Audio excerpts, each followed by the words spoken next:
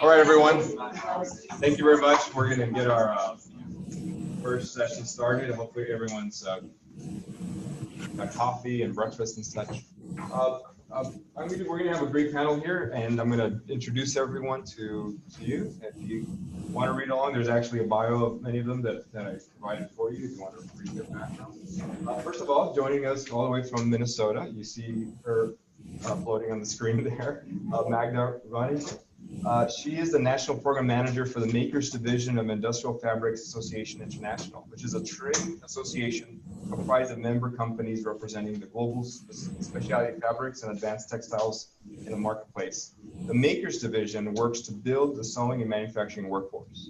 Members have the opportunity to shape training curricula in the regions and find trained and certified employees to build their businesses. The Makers Division provides a network to exchange information, solve common problems, and develop mutual beneficial relationships. And there's a conference they're hosting later on this fall. We're in the middle here. Sorry. We have Lindsay Heiser. She is the director of the LA Tech Talent Pipeline Program at the Bixel Exchange and in the LA Chamber of Commerce, which connects diverse and underrepresented high school and community college students to tech companies throughout the greater LA region. Some of her current partners that participate in company tours, hackathons, design challenges, and internships are Snapchat, or that's for those of you who may not know Snap, Riot Games, Testmate, Boingo Wireless, Cornerstone On Demand, to name a few. We also have here to my nearest side here, Dr. Michelle Jans, who currently works for the Director of Educational Pathways for the San Gabriel Valley Economic Partnership. She serves as an intermediary between education and business in the San Gabriel Valley region, bridging K-12 schools and community colleges to employers to support workforce development and career pathways. Michelle also serves as an appointed Los Angeles County Commissioner in the Workforce Development Board, and she ran her own political campaign to win the seat in the Rio Hondo College Board of Trustees and served from 2001 to 2005. She has become a strong advocate for the community college system and career technical education pathway. And lastly, we have over the far, Courtney Cogan. She's an employment specialist from Goodwill, Central Coast, Santa Cruz, so she joins us from the Northern California side. And she also assists Goodwill College in recruitment of employers and preparation of students entering their internships. Goodwill, as part of their mission, dedicates part of their operations to assist community growth through job preparedness programs, working closely with workforce development organizations and educational institutions. She's a partner as well. Please help me welcome our panelists. So the first question, there's a conversation, and I prepped them a little bit with what this is. And so we're going to go in an orderly fashion of why the organization gets involved in this type of work. What are they trying to bridge between education and employers? And then how do they do it? It's sort of the general outline that we're going to follow. So I'm going to post the first question to our panelists, which represent different organizations, as you heard, and how the organizations and why the organizations, why do they think it's important for their mission statement to get involved with educational institutions at this moment in time? So Magda, I'm going to start with you since you're joining us from afar. So please join us in this first question. Thank you. I'm so happy to be a part of this day today, and thank you to the company Automatrix and Shavati who connected me to your great group. As Salman mentioned, the Industrial Fabrics Association International is a trade association, and our members represent manufacturers of textiles, medical, military, and advanced textiles. So we have a bridge between technology and industrial fabrics. For our workforce, we're facing a lot of issues. We have an aging workforce. Our manufacturing workforce has been lost due to 2 decades of offshoring. We've lost our career entry points in the schools for manufacturing. We are also competing with 80% of large companies that are using internship programs to recruit students. I have a career development background in higher education, and I've run internship programs and recruiting programs. Our industry in particular needs to make more industry connections. And additionally, We really see a big talent divide in keeping the manufacturing in the country going. As Solomon mentioned, I do represent the entire country. We have a divide between the students that can, and young talent that can keep manufacturing going until we can catch up with technology, and the students that we need to develop the technology. So I'm very happy to be a part of this group because the makers spaces are going to be part of that talent solution for us. Thank you, Bonna. Okay, so I'm with the San Gabriel Valley Economic Partnership, which is like a big regional chamber, and we have large corporations, gas company, Metro. And we have a number of colleges and K-12 districts that are our members as well, because they need industry advisory boards, they need work-based learning. So as of 3 years ago, before I was hired, they didn't have anybody that really wasn't business. So, but they got an initial grant with CCC, Owen was, and they wrote our chamber into their grant because they needed it. So now I've had to educate my own board members because really they didn't know why we were going to. I mean, they knew that we were going to college, but really. So every time people would show up and talk about where this is coming from, but every time we had a sector meeting, the number one complaint of is the lack of support. So now, we realize like, wow, this is important.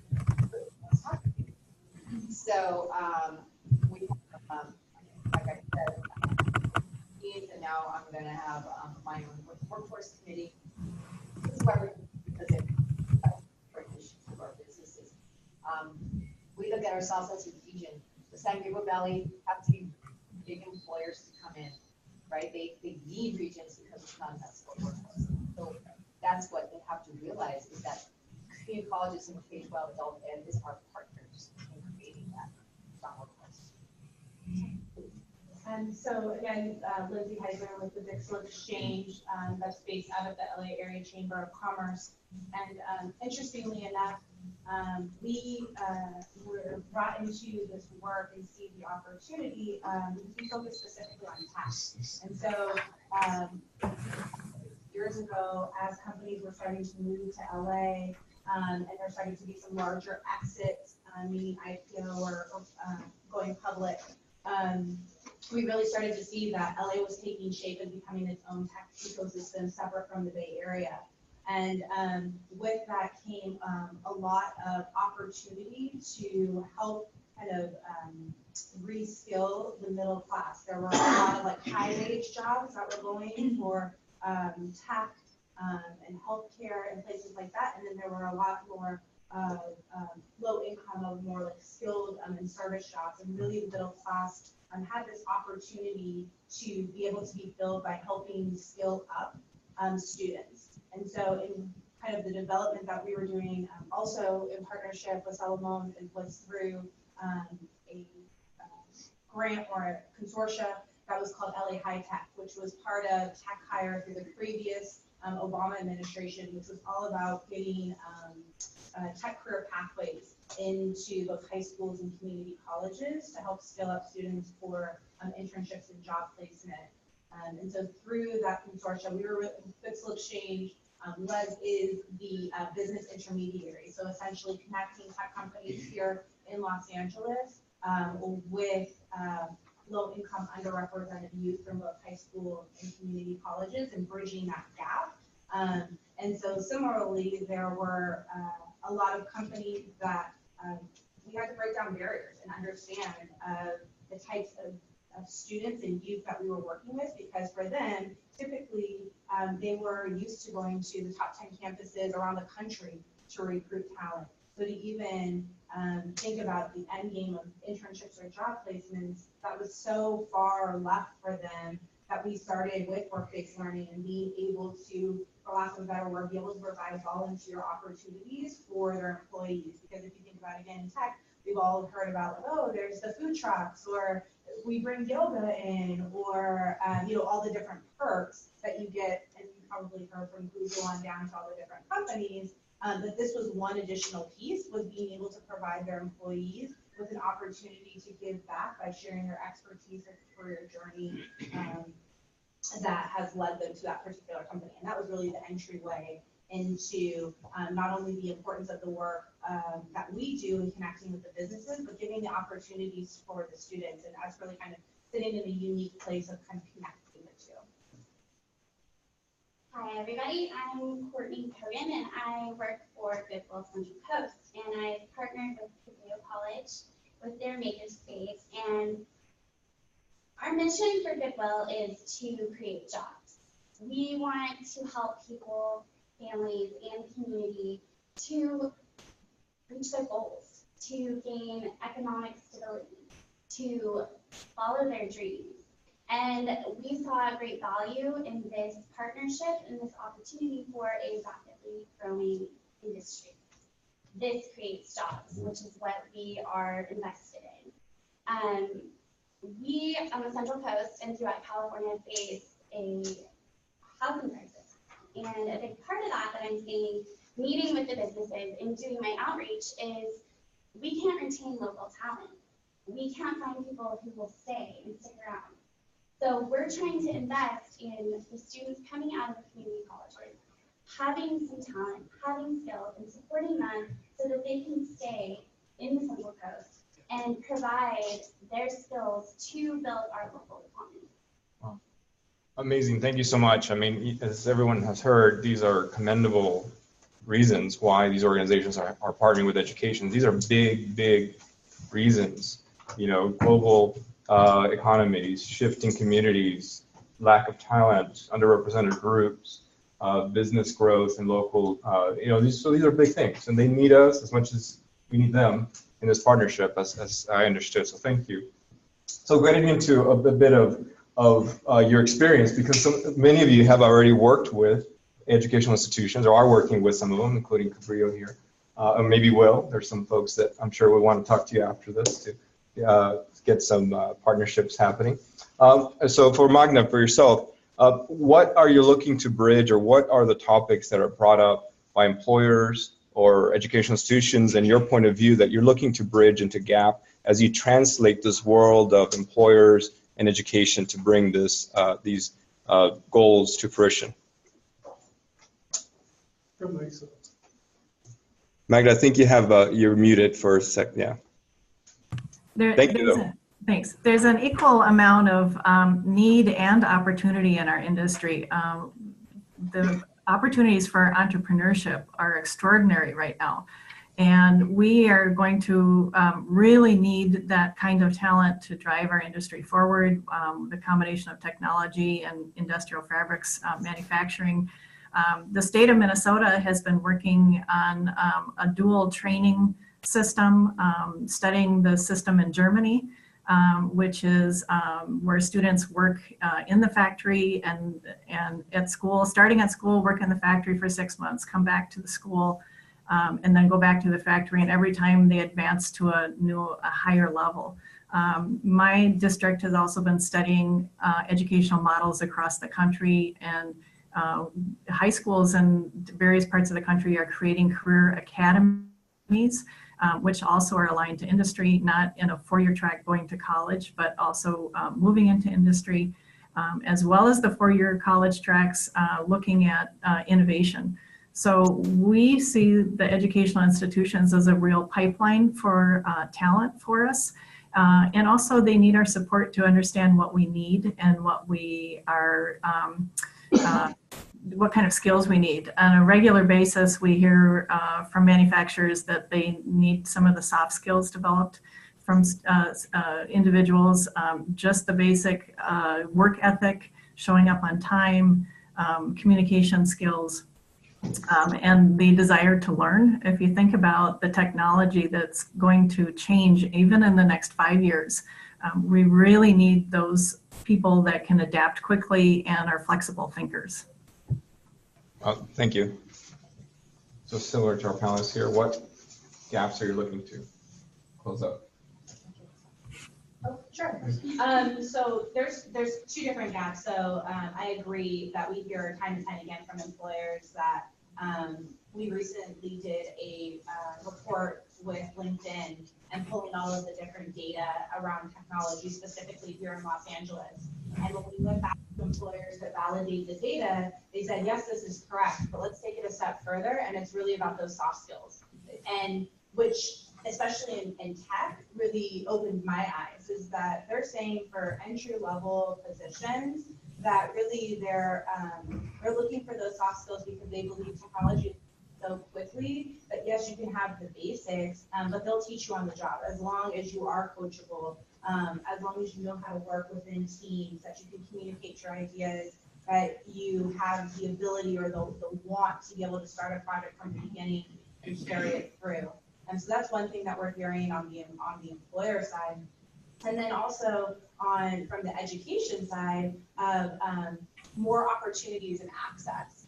And so what we truly believe and feel like that there's an opportunity is that we know out of specifically in LA that the 400,000 students that are in community college, that there are students right now that are talented and have the skills to go and work at any of these different tech companies. They just need the opportunity. They need somebody to help them get their foot in the door and not a resume that goes out into the ether. And that's really what we as Digital Exchange are trying to do, is be that intermediary where we're cultivating relationships with employers and we're working with high schools and community colleges to cultivate talent and then make that match.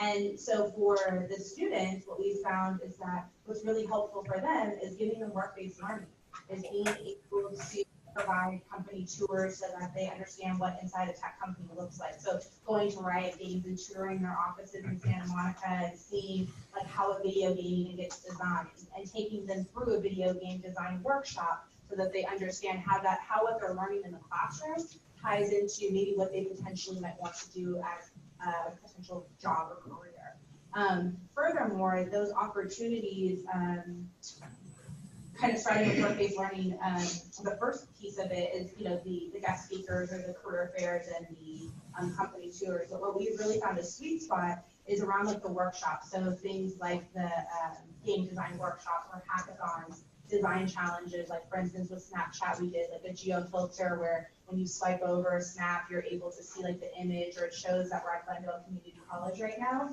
We had students create those. And so not only are they exercising, again, the skills that they're learning in the classroom, but they're building their portfolio. So now when they come and apply either for our internship program to be connected with these companies, or they're going out on their own, they're able to have something in their portfolio, something that shows that they've learned some skills in college and they've been able to apply those to an actual project. And then furthermore, how great does it look when you say, oh, I did this project at Snap, or at Boingo Wireless, or Me Too, which is a Latino digital media content creation company. So that helps them get a leg up and being able to have kind of work-based learning integrated into their curriculum and things that we do with teachers. Courtney. So for us, it's really been an interesting process of even just starting with the resume development. So a big part of what we're trying to establish with the internship program is to get students prepared, just like you said. And it really starts with the resume, interviewing skills, job retention, preparing people to make sure that they're ready to enter the workforce. It's been pretty interesting meeting with the businesses, because really the first place where I need to start is I interview the employer first. If I can evaluate their needs and what they're looking for, it helps me prepare the candidate and to really filter through to find the right person. And the reality is that this is such a rapid growing industry and it's changing so quickly. So there's an amazing partnership happening when we have business outreach, really finding out what this industry needs from their students and candidates for employment by bridging that gap from the institution of education and training programs, and also being able to give them the reality, the real working experience. So I think that ultimately it does end up influencing what they're going to get for curriculum and preparing them for real jobs. Amazing. Thank you. Michelle, do you want to add? Well, I do the same thing. I'm also an intermediary, and I think what's important is that I have to continuously educate the employers and have them realize that community colleges are trying to be responsive, right? Because they think of it as a whole other system world, and they don't see the connection at all. So I tell them about the strong workforce money. I tell them that it's there and that we can actually customize the program for you. Right? Do you need to upskill, or do you need to bring in, right, some new employees and have them train on something very unique and specific to your industry? We can do that now. We can do it through a non-credit, right, where it's a little bit easier. So that's my role. Also, I would encourage teachers and administrators to get out of the classroom and be present at our events. I mean, that I cannot do everything as an intermediary. I cannot just like, here's all your 10 internships and all your 10 job sites without them ever getting out of the classroom to build their own relationships, which is what they'll expect, right? We want this, we want that, and it's not that I can't build that. They need to see you constantly, and then they start to realize, like, oh wow, it's important to you, obviously, because we're here at all of them. And we'll bring students. That's another great thing, is to have the students dress up nicely and come to networking events. And a lot of our school districts do have their own things. The K-12 ones that I work with, that have days where they bring in all the employers and they shake their hands, and they spend the whole day together, and or they'll set up tables and they show them what they've been working on to have them realize that this is your future. Like next year they're going to be working for you. So you have an opportunity to get involved and really customize the curriculum that you want them to be learning, so that they can just right away you're ready to work. That's how I see myself bridging. Yeah. I was just going to add to that too. I can't emphasize enough too of like as us all being kind of intermediaries, right? It's like our goal is to be able to make the introduction or help be the liaison, but it's so important for you all to then be able to say, great, I'm working with this company, I had this introduction, I did this in the fall semester, and reach out to the employer again in the spring semester. Because not everything has to go through us. Like, we're the first step and want to be able to do that, but to really be able to scale and create real impact is that it needs to start with you. We make the relationship and you're able to continue to carry the ball, right? Like we throw it over to you and you continue to like take it down the court, and then I'm gonna work with you and do that, so that then everybody in this room is able to do that. But if I continue to keep doing it with you, which is fine, then that might be taking away from being able to get to all of these people over here. And so the goal is to be able to scale this out wide so that more schools, more faculty are participating in developing these relationships directly with employers. Because guess what? The employers come back to us and say, Lindsay, do you have any talented youth for this particular position? And wouldn't that be great going directly to you all, since you are teaching them and know exactly who the standout bright stars are and their skills? That could be a really great fit for those positions. So I think it's like all of us kind of working together to massage the relationships, because we have to be able to educate these employers of like the great value that's sitting right within our community colleges throughout the country. Wow. And I want to add that K-12 should be in the same room as community colleges, which is what I do for my minis, because they need to work together, because they're going to tap the same employers, right? So if we have one advisory board, let's just say we're able to create a regional advisory board where both K-12 and community colleges show up, and even 4 years if they need the same employer, so that they maybe coordinate twice a year. This is something we're working on, is that kind of system where everybody can show up and everybody can ask their questions at one time. And then that's a great opportunity for K-12 to articulate or talk about articulating with the community college, because there's a lot of programs at K-12 that don't even line up to the programs at community colleges, right? So they need to do that so that it's a pathway.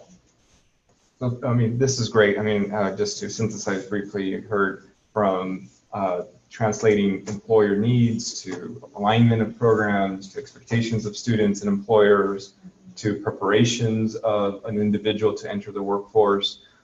These are all the whats that are being shored up and closed up. And just to maybe bring in what Deborah mentioned at the beginning of our session in the other room, as our economies are shifting from more traditional manufacturing-based economies to more knowledge-based economies, you can hear, I think, in all of their answers, the need for how we develop relationships together in a community as organizations, which is a difficult proposition to put. And I think you're hearing a lot of those gaps that are being shored up by these actions outside of our educational institutions as we create this network. Obviously, this CCC Maker Network is a network, but you also have your employer network, and why the Kumu map was important and all these other tools that you saw within it is because these are the problems that we're facing, and not only in this country, but specifically here in California, which many of our panelists are from here. I know, Magda, you're in Minnesota, but similar to what you mentioned, that we're trying to solve this as a country,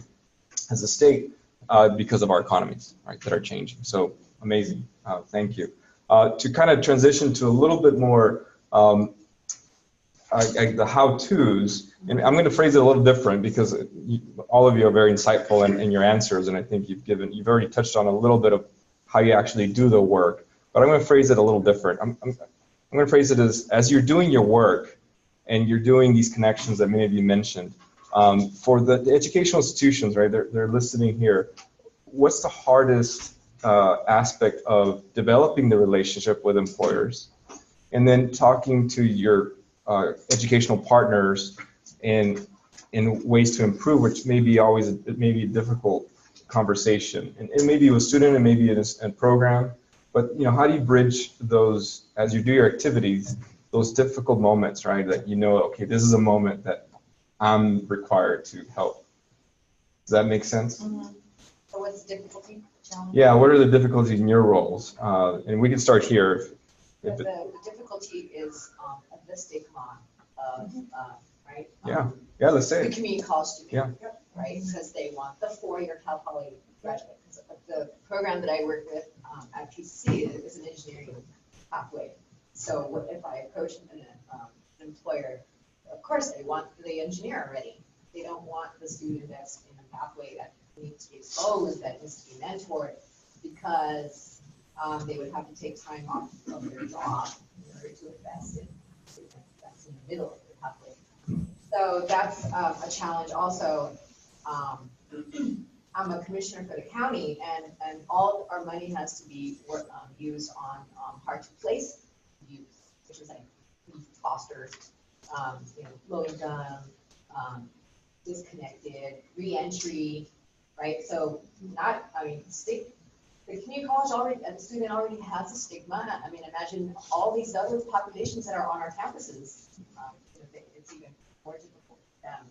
So that's what I would say is one of the first barriers. Of course, when you guys talk, I'm going to think of more things. Yeah. Sure, absolutely. Yeah, no, I'll echo that. I mean, the biggest challenge with the employers when we first started out was the stigma, was the fact that they're growing, they're busy, they're looking to scale up, and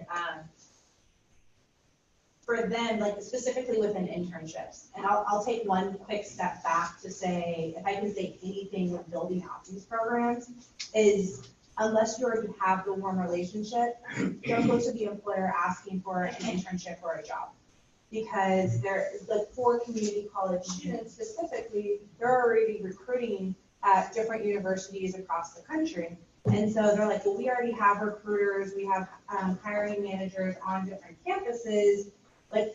Why should we be working with community college students? And what's the ROI on it, truthfully, for the company, right? And so where we've seen great success is being able to enter in work-based learning, because they are able to have these experiences where now I come into your classroom, I'm talking to your students, I get to know them, they follow up, they ask questions, they stay in touch, and they're like, oh, it starts to remove some of those barriers, some of those layers of what you may think is a profile of a community college student. And slowly but surely, some of those layers come down, and they're like, okay, great, we want to do a workshop. Now we see how the students think, we see their dedication, how they follow directions, their completed projects. And that's where, when we, after having kind of a series of those different touch points, we were able to then go and talk about internships. And because they had had multiple touch points, multiple interactions, and then furthermore, we said that we would do all of the recruiting of the students, all of the vetting of the students, so doing phone screeners, doing mock interviews, doing resume reviews, all of that would go through Vixel Exchange based upon the job description that they gave us. And then when they gave us the job description, we said, for every one position you have, we'll give you 3 candidates. So they knew, they was almost like acting in some regards as one of the recruiters that were on their team, but it was specifically for community college students. And when you hear that, like, oh, you're gonna help me with my job, they're like, okay, great. Or you're gonna give me talented students that you feel like are up to par for this position, okay, great. Like, we're taking your word, basically. And that saves them money. Right, exactly. And that goes back to how their dollars are being able to be spent. And so now they have these great candidates and they're placing them. And not only are they taking internships, but out of the 100 students that we placed last year, 1 in 3 of them went on to get a job with the company. And it just took that experience for them to get their foot in the door and then for the students to perform. And granted, there were a lot of steps that we did, that like we did with our partners and that we did with community colleges and stuff. I'm not saying that this happens overnight, but when we talk about some of the different difficulties, it's being able to really understand the needs of the employers and then being able to properly prepare the students to kind of like meet in the middle to make that match. Can I say how great, okay, the LA Chamber, they do an amazing job at preparing the student before they ever get to the employer. They have this environmental campaign. Oh, yeah. Right, so they, recruit people who might want to train, right, for soft skills. So, I went through a training of like how to be a teacher to have my own boot camp. Let's just say where I work. I have not developed it yet. I'm a staff of 1 at Chamber. They have a staff of 35. Of course, right. On the other side, yeah. Yeah, on the Yeah. other side. Yep. So they do a really great job at that. That's all I was gonna say. Oh. I want to acknowledge you for it. Cool. Thank you. No, thank you for that.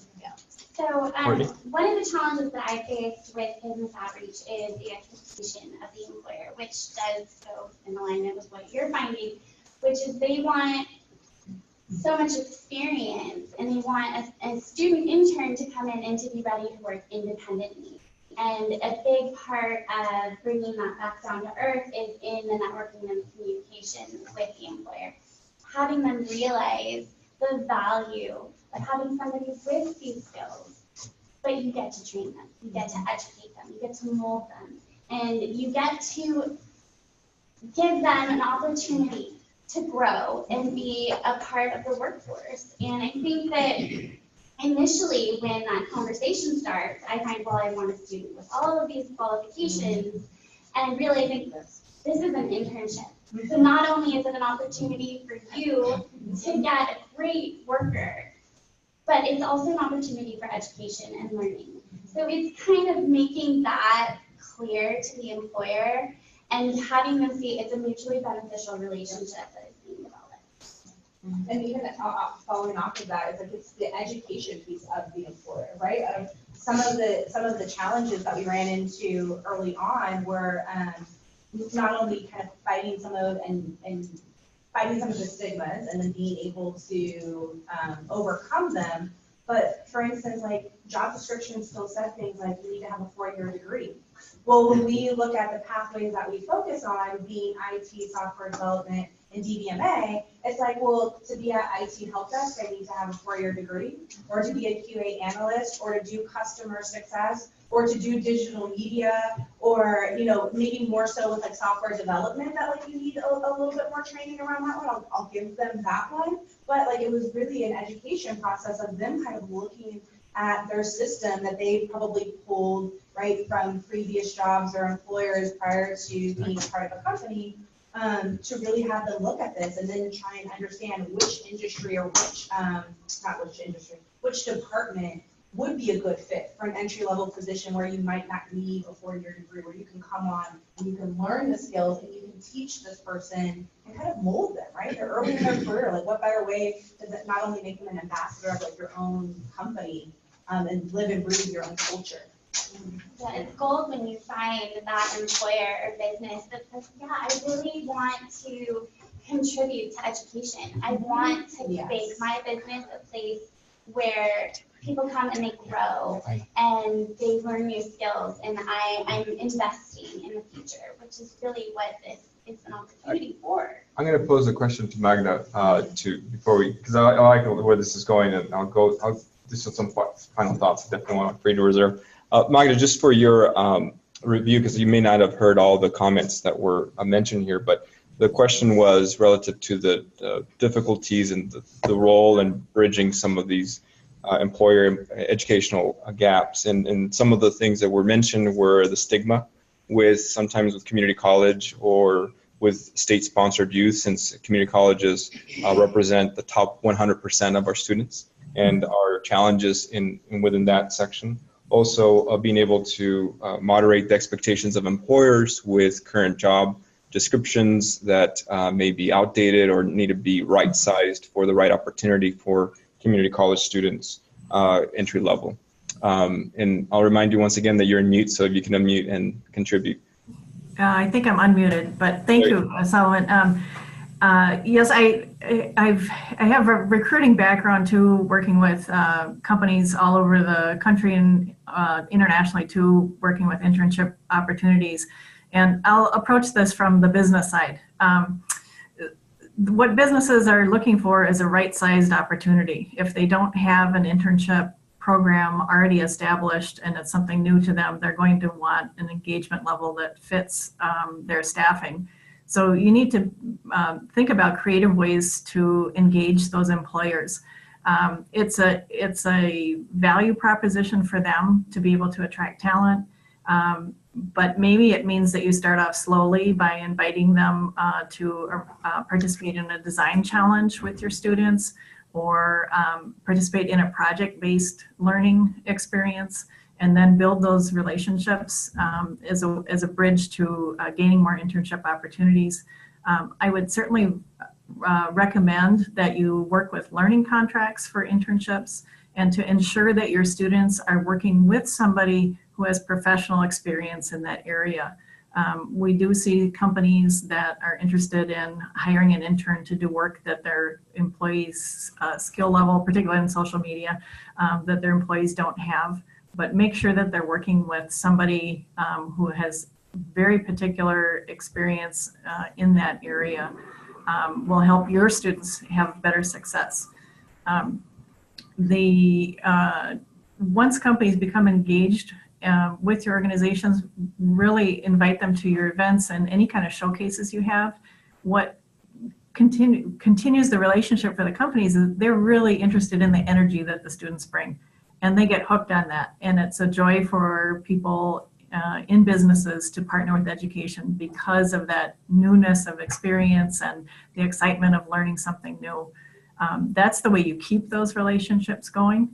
And I think that the community college stigma can be broken by, and that's only for some companies, can be broken by inviting them to your classrooms as speakers, as well as another way to break down some of those barriers. What you're doing there is really unique, and companies right now are looking for that next generation, the DIY learners who can really bring in a skill set to their company that they can grow with the company when everything changes in 5 years. I mean, really everything could be different in 5 years. We're seeing printable batteries that can be printed on fabric, for example. You have to be able to help those students be the ones that can adapt to the future. And if you can show the employers that your students have that skill set, they'll be very valuable. And Magda, would you be able to add to the conversation related to the return on investment to these sort of activities that are being discussed?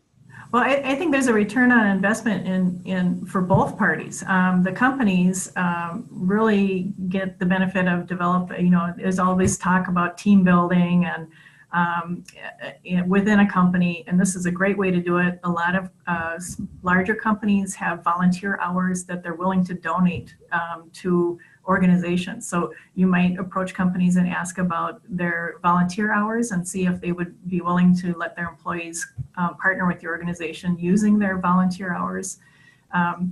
And sorry, Solomon, what was the other part of the question? Oh, just the employers, if there's any difficulty typically talking to employers about investing in this sort of programs for educational purposes. Yeah, I think there can be. They really want to know it's worth their while. And if you can show them that there is an employment pipeline in particular, I think that's a real benefit for them. If they can see that the investment that they're providing to your students or your area is coming back into their industry, that's a real big benefit. You had mentioned to me, and I haven't heard this being brought up, but I'm going to bring it up for all of you, but I know you brought it up in our discussions, Magna, the current population in the workforce of your respective industries, and how the fact that the preparation of the exodus that's about to happen and you need to bring in new folks. Can you discuss that a little bit as well? Sure. We are really looking at an aging workforce, and we have a lot of members that have been, they're third generation company owners, and they grew up with the companies, and we're looking at areas right now where the job descriptions haven't even been defined. So 10 years ago in IT, we didn't really know what a UX designer was. We're in that same space in terms of manufacturing, where the job descriptions have not been developed yet, and the skills keep changing. So we're really looking to partner with educational institutions. My Makers division we've just completed a video technical library of manufacturing tools and techniques. We're trying to showcase factory tours on our website so that students can see what real factory work is like. It's not what you're thinking that's on social media. These are beautifully high technology facilities that are designing some of the next great inventions for the world. There's a university professor, Thomas Fisher, who talks about the third industrial revolution, and that is all about customizable manufacturing. Manufacturing is moving to small batch manufacturing, and that's going to bring a lot of it back into the United States and open up huge opportunities for entrepreneurship. Thank you, Magna. Was there anything else I know someone wanted to add regarding? I was just going to add that if you find people in the speakers panel and they're from industry, typically that's the one employee in the whole company that really is passionate about workforce. So that's like the warm connection right there. So you should, when you go to those events, try to get their cards, start from that person. And also customize it in a way, that you think about like why you want to work with that particular company, or why you want to bring that company into, why you want to take the students to do a company tour.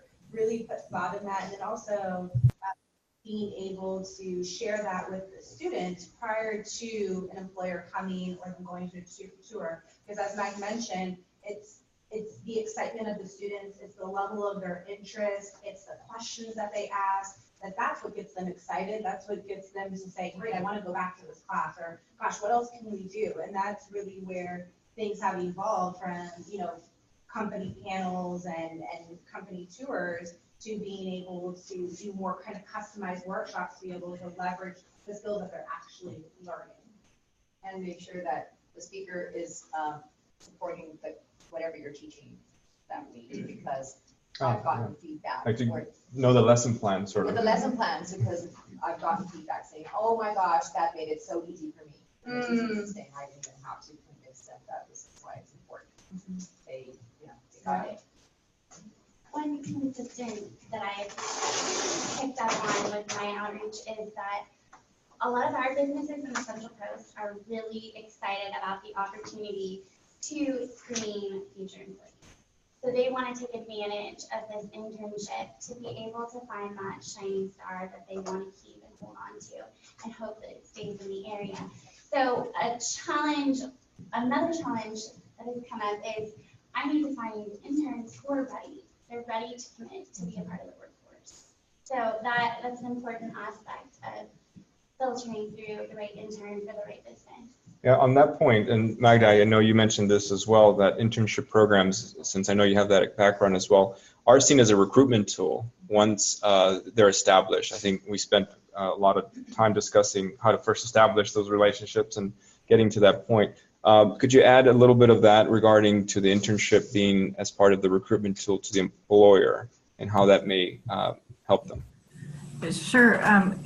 I used to, in higher education, work with a lot of the major corporations in the country, and they're recruiting students junior year. A few years ago, they were even starting in the junior year to recruit their students. One of the largest employers in the state of Minnesota, United Healthcare, uses that almost exclusively as a recruitment tool. I'm sure you're all familiar with Google. I used to work with Google in recruitment, and they're starting even in the 9th and 10th grade ages now to try and gain the students' attention and build a relationship with the students to be the desired employer. So there is competition out there for student talent. There are particular skill sets that are very in demand, and flexible thinking, drive, and the interest in learning is really very desired. Anytime you can bring the employers to your makerspaces to show them what is being done in your program, or to send a video clip to them to show them your projects, I think that's a great way to gain their attention and to get them interested in what you're creating. But the internship program is very much a real recruiting tool for many, many companies around the country. And since you brought that point up, you actually brought up the last thing I was going to prompt our panel with, is to tie into makerspaces, right? You mentioned to bring in the employers to the makerspace to show them what our colleges are achieving in these spaces. And for those of you that can maybe talk to hackathons, makerspaces and such, or the maker culture, which I know Magda, you're connected with, what in particular does the maker space culture, the maker culture, bring to employers that you want to encourage the colleges here who are establishing their own maker spaces such that they can plug into the internships that they're developing? It's a wonderful environment of creative thinking, and that entrepreneurship feeling and drive is present in maker spaces. Companies are really interested in people that are self-starters, DIY learners, that really can grow with the company, that can bring new ideas, that want to create collaborations. The collaboration piece is enormous right now in employment. Companies like Google, for example, work in pods. You never work on one project. You always work in groups of 6 or more, and you're required to grade and rate all of the people within your group. So that collaboration is huge. I work with a high school here in the Twin Cities, Roseville High School. They run a print shop out of their school where the students have to choose team members to be on a team, and they work directly with clients. They're responsible for the actual product and working with the client. There's only a teacher advisor there. That print shop pulls in about $200,000 a year just printing t-shirts for the school events and for 1 or 2 local charities. But the key in that is the collaboration piece, where the students are in charge and looking at the skill set of the group and the collaboration together in order to get the job done. A lot of problem solving there. Nice, thank you. Panelists here, again, these are colleges that are establishing makerspaces. In your experience, what does that culture, that mentality bring to the employers and encouragement? I would say, the biggest thing is like being able to see the students in action, the creativity, the problem solving, the working together element. I think there's multiple different opportunities to be able to bring employers in and get them invested in the students, and not only them, but their projects. So on some levels, if it's like a new person, potentially asking them to come in for at the end of the session, or of the time, so that they can see the presentations of like final projects and get them involved and have them ask questions. The students love it because it gets them to know that like they need to take it seriously, and that they know that they'll be presenting to industry, or industry might be in the audience, kind of considering like their different ideas. We've seen it like, for instance, when we've done hackathons, we've actually brought employers in the beginning to talk about and brainstorm ideas that they may want to solve the challenge for. So that's another great way to like get employers in and to like meet the students early on, and then you bring them back maybe at the end to judge or give feedback or things like that are really great ways to get them involved.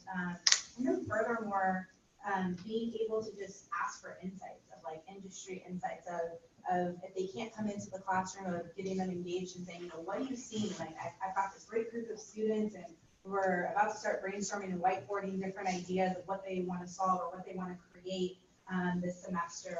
What do you see? What are some challenges? And even if they can't come in, they can weigh in, and that way they feel invested. And that's that one little piece where even if you didn't have a warm relationship, being able to pull on like their expertise, like, oh, tell me more about this, or can you give me a little bit more context about what you're teaching or what you're doing in the makerspace, will definitely get them involved. By the way, Lindsay just described option 2 in your internships and your design thinking, right? So, right on. In the last closing minutes, Courtney or Michelle, anything related to the Maker Movement or hackathons or that's engagement? I would say that there's certain times of the year that are great for employers, like where they might want to do something more than other times of the year. Like, for example, there's this one company called that I work with, and they set up every year to do a training for their employees, like nationwide. So everything's set up and they get them to do hands-on stuff. So he said that during that time, you can bring your classes here and they'll be great, and our engineers would be more than willing to let them, you know, actually have hands-on, which is way better than them just looking at something. So, and that's like during engineering, and for some companies, they want to do something during engineering week, or maybe there's art week or whatever, kind of find the industry, and there's times where they want good PR. They want to be able to say that they're reaching out. I asked one HR woman, you know, first of all, she's on workforce board, so she gets it, but she's the HR director, and HR director is going to be key. But she said, well, we have to reach out to our community. It's in our, you know, required, especially like aerospace companies. They have to report that they're doing outreach, that because their workforce needs to be reflective of the 5-mile radius around wherever they're located. So they need to be reaching out to diverse populations. So that's why she does consent for her to do it.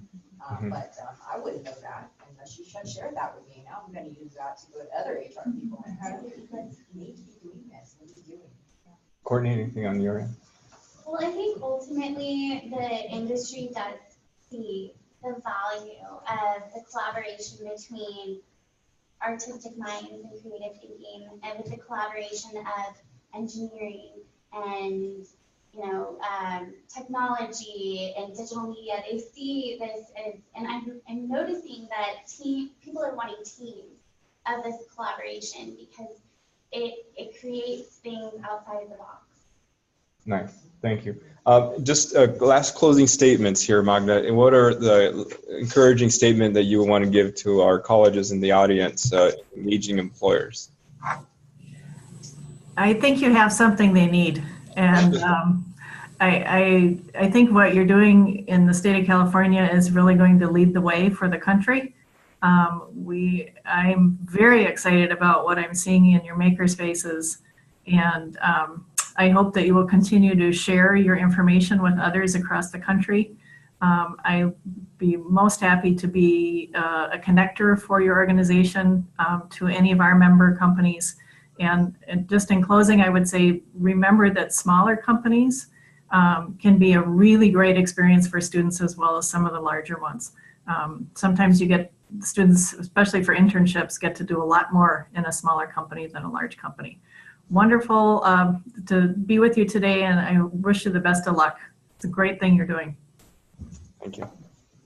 As closing, word of encouragement for our colleges, just a statement. And Sure. So I guess if I were going to write, and I think I want to get out like a 101, creating your relationships with your employers. I would say it's like dating, like you have said, right? First, you start with and you come speak, and then it's kind of like having a cup of coffee. Then you get to like have a date, like maybe once they get to know you, the students, then you can go for a job shadowing. Job shadowing is only 3 hours. And they don't have to do anything, they just have to watch you. They're just gonna follow you around. So it's very non-committal. And then, but the internship is like, it's not marriage yet. It's not marriage yet. You're more officially in a relationship once you get to the internship. So you have to just develop it. Slowly, it takes a long time to develop a relationship, and then you have to continue developing that relationship. You can't just like, once they do, once you have work-based, you're done with your work-based learning, you don't contact them for 6 months, because then it'll go cold, or that person leaves, and now you have to start all over. Right. So maybe if you create a newsletter, I mean, if you're going to do this, a way to continue to keep them updated and inviting them constantly to be around your students and change it up, and I would say to do that. Cool. Agree with both of the panelists. I think that the other big thing too is that I'm really excited to see all of you guys in the room, and like that this is something that you guys are charging forward with. Keep it up. We need it. The students need it. Our workforce needs it. So super excited on that front. I think that the biggest thing that I would take away is, or to share, is that as you develop best practices of being able to lean on each other. And as one person gets maybe potentially like a relationship with a company, and maybe I know that there's people here in Northern California, if you get somebody and they open an office in Southern California, again, network with each other so that then you can say, oh, okay, great. Like I actually have a college that's right next to your offices in Southern California that would be interested in doing that, because being able to show that like we're all working together as a unit and we're all sharing best practices will then hopefully encourage them to do the same thing, of that being able to kind of create some of those like templatized pieces of being able to expand relationships, not only through California, but then hopefully being able to go out as far as like Minnesota and the rest of the country. Right on. I agree, and I want to emphasize on what she's saying, which is the partnerships that are being developed are only creating opportunities, and the workforce that is going to be opened and growing from this it's really amazing. So I think the partnership and the networking is huge. Did I say anything? Yes, please. I think that we're moving towards more to more of this. Even like LinkedIn, I've read a lot of articles about how it's competency, soft skills. I mean, they're constantly writing about that. Even more important than degrees. We read that all the time, like skills versus degrees. You know what I mean? So, and the community college money that's coming down, it's for that middle skill. It's for the certificates. It's for what can a person do versus what do they know. So I think it's going to become easier as the time goes by, and we're just trying to figure it out. We're still pioneers. And so.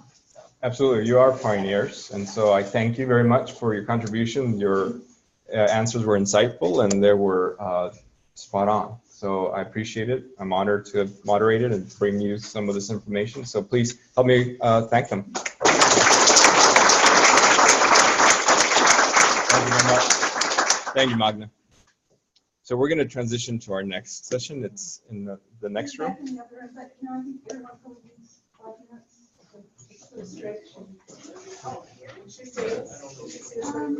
No, she can't. They're waving goodbye to you, Magna. Thank you so much.